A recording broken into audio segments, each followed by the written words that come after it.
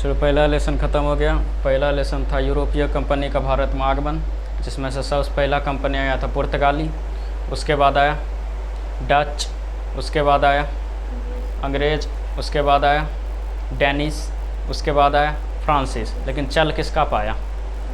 अंग्रेज़ का। अंग्रेज़ देखो अब जब चल पाया तब अंग्रेज़ अपना मनमानी करना शुरू कर देगा। अंग्रेज़ अपना मनमानी जो कर रहा था सबसे पहले बंगाल पे निशाना लगाया।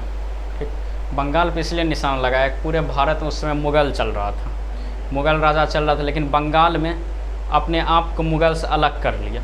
और बंगाल के अपने आप को मुग़ल से जो स्वतंत्र किया तो मोहम्मद शाह रंगीला के समय किया था। मोहम्मद शाह रंगीला मुग़ल का बादशाह हुआ करता था। मोहम्मद शाह रंगीला के समय नादिर शाह हमला किया था। एक समय में कोहिनूर हीरा नादिर शाह लेके भाग गया था, ये कुछ नहीं कर पाया था, कोई कर्मे का नहीं था। उसके बाद स्वतंत्र शासन का स्थापना मुर्शिद कुली खां किया था। मतलब स्वतंत्र शासन बंगाल में स्वतंत्र शासन का स्थापना मुर्शिद कुली खां किया था। लेकिन 1700 ईस्वी में जो है ना औरंगजेब ही इसको दीवान बनाया था, मुर्शिद कुली खां।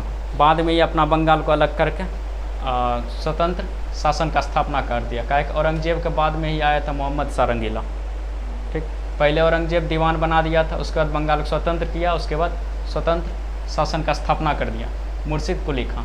उस समय जब बंगाल में चलता था दो चीज़ चलता था, एक दीवान चलता था, एक सूबेदार चलता था। दीवान जो था वो तो मुर्शिद कुली खां थे किया, लेकिन सूबेदार था अजीम उसान। ये मुग़ल का खास आदमी था, इसलिए हमेशा दिल्ली में रहता था, बंगाल खाली रहता था। तो सूबेदार का भी पद कौन देखता था? मुर्शिद कुली खां। ठीक, बाद में क्या किया कि दीवान और सूबेदार को दोनों को मिला के नवाब का पद बना दिया। दीवान को मिला दिया, सूबेदार को मिला दिया, दोनों को मिला नवाब का पद बना दिया। और पहला नवाब जो बना मुर्शिद कुली खां बना। ठीक, बंगाल का पहला नवाब मुर्शिद कुली खां। ठीक, ये अपना राजधानी बनाया मुर्शिदाबाद, एक शहर अपना बसाया था मुर्शिदाबाद, वहीं अपना ये राजधानी बनाया मुर्शिदाबाद। पहले बंगाल का राजधानी हुआ करता था ढाका, ये बांग्लादेश में है, बांग्लादेश की राजधानी ढाका है। तो बांग्लादेश पहले ढाका हुआ करता था, ढाका से बदल के मुर्शिदाबाद कर दिया। ठीक, उसके बाद जब ये मुर्शिद कुली खां मर गया तो अगला नवाब बना शुजाउद्दीन। अगला नवाब शुजाउद्दीन जो कि 1727 से 1739 तक रहा था। यही सर्वप्रथम बिहार को बंगाल में मिलाया। ठीक, पहले बिहार अलग था, बाद में बिहार को बंगाल में मिला दिया। अब बिहार का उप सूबेदार बना दिया अलवर्दी खां को। बोला अलवर्दी खां तुम, हम सूबेदार हैं और नवाबों हैं, तुम उप सूबेदार बनेगा। तो अलवर्दी खां बोला अलवर्दी खां बोला हाँ हम बिहार का उप सूबेदार बनेंगे।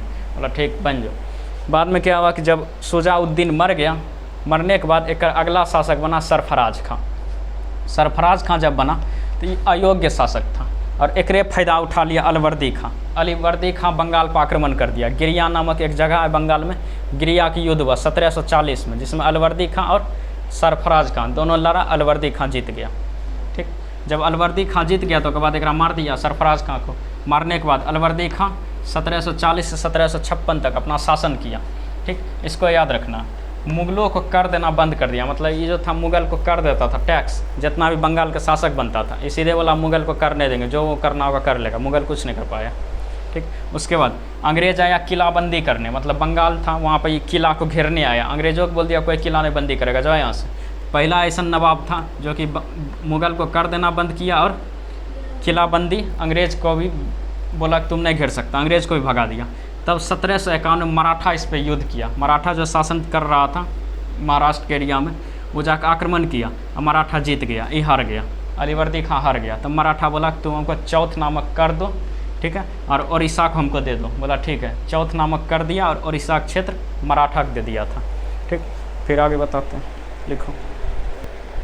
अब देखो अगला शासक हुआ, अगला शासक जो था अलवर्दी खां का। अलवर्दी खां 3 गो बेटी थी, तो बेटा एको के नहीं था। जब तीनों बेटी थे, तीनों दामाद बन सकता था, तीनों दामाद कोई कर्म के नहीं था। तो उसके बाद जब एक नाती जो था अलवर्दी खां का, वो सिराजुद्दौला था। ठीक, अलवर्दी खां का नाती सिराजुद्दौला। सिराजुद्दौला ही 1756 से 1757 तक शासन किया था। और इसके समय में क्या हुआ था, कोलकाता किलाबंदी करने अंग्रेज़ फिर आया।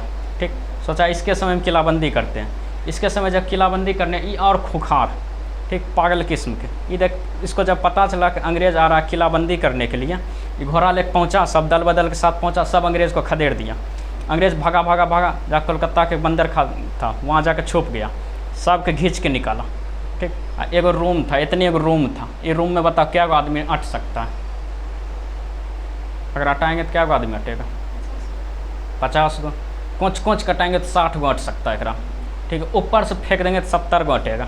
ठीक, ऐसने रूम था, चारों तरफ से ना दीवार से घेरल था, जैसे यहाँ पे खुलल है न, ऐसा एगो आदमी घुसने लायक खुलल था। ठीक, ओकरा में वो रूम में कम से कम 40 से 50 गो आदमी अट सकता था। वो रूम में वो अटाया 146 गो आदमी का, और 146 गो अंग्रेज़ था। कोच कोच के डंडा से ना घुसा के घुसरे अंदर घुसे ना के ठेल ठेल के सबके एकदम कोच कोच के अंदर घुसाया।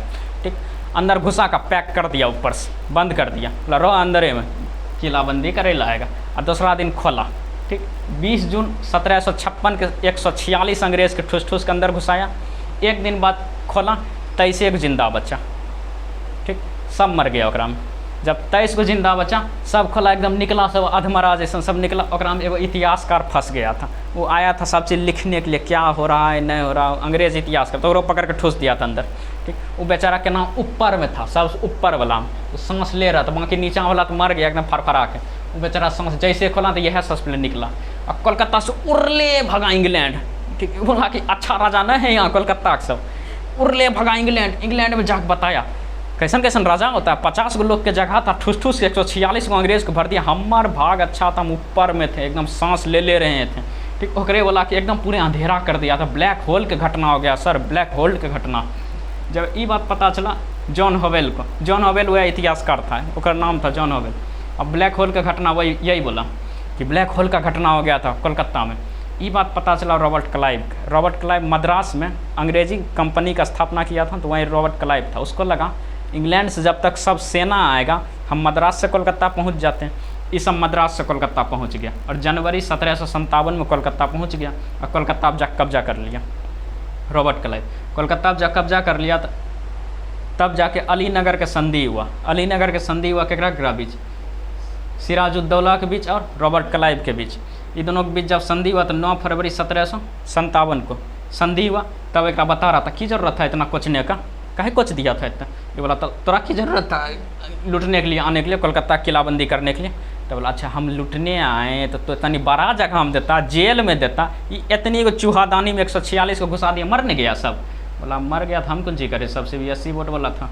और बाद बोल अलीनगर की संधि हुआ 9 फरवरी 1757 में। तब बोला कि अब हम कोलकाता आप कब्जा करेंगे। बोला ठीक है, अब कोलकाता आप अब किलाबंदी कर सकते हैं। कोलकाता किलाबंदी की छूट कौन दिया था? सिराजुद्दौला। ठीक है, ये दूसरा लेसन है। दूसरा लेसन छोटा सा ही, कल ख़त्म हो जाएगा। तीसरा लेसन बहुत बड़ा है, वायसराय के बारे में पढ़ना। इसमें और छोटा है, उसके बाद प्लासी का युद्ध होगा, बक्सर का युद्ध होगा, ख़त्म हो जाएगा।